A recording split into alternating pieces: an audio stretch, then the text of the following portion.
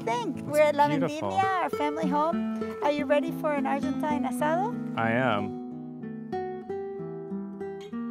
We have some vegetables for you. Thank you very much. We're gonna use it to serve it with our Argentine Asado. Here we have the best beef for Argentine Asado.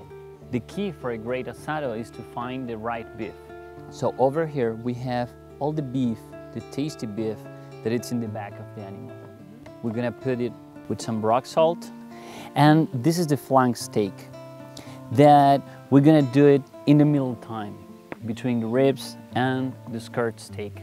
So we're gonna get it juicy in the middle, but we're gonna get it very tender because we're gonna cook it in about 1 hour. This is skirt steak that technically it's a diaphragm of the animal, yeah? It's a very thin piece of beef, and you have this leather that really protects the beef.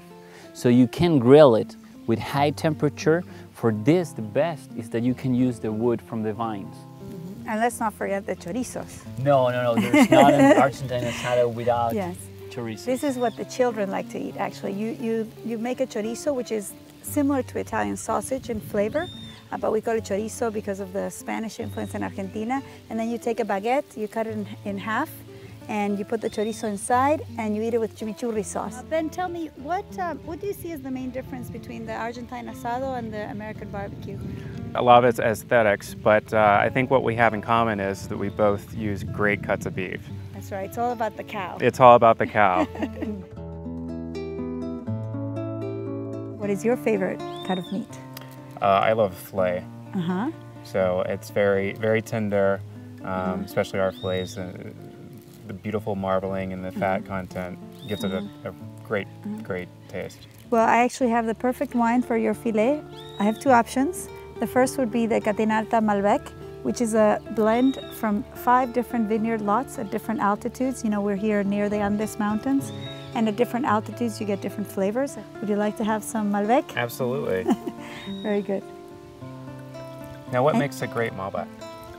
Well, first of all, look at the color. It's very dark and violet.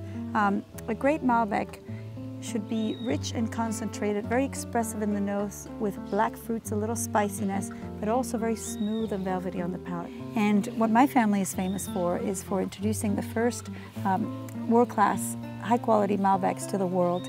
And the reason we were able to make these very special wines is because we planted in the high altitudes near the Andes Mountains. And when you have the sunlight from the Andes, the cool climate, the rocky soils, you just make a very special wines. Great. What would you serve, say, with something like those delicious-looking ribs on the grill? With the ribs, I would probably do a pure Malbec, something like the Catena Alta Malbec. The Adriana Catena Zapata Malbec is a slightly more tannic wine. What would you think would go with a more tannic wine? Maybe a very rich piece of meat. Something maybe like the ribeye.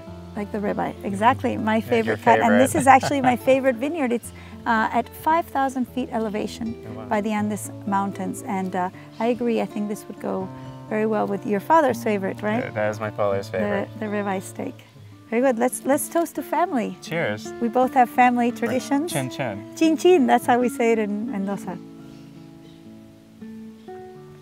You know, my great-grandfather, Nicola Catena, who came from Italy to Argentina, he left Italy when there was famine there. So when he came to Argentina, he couldn't believe how much meat there was. And every morning for breakfast, he would have a piece of steak. Wow. Can you imagine? I can.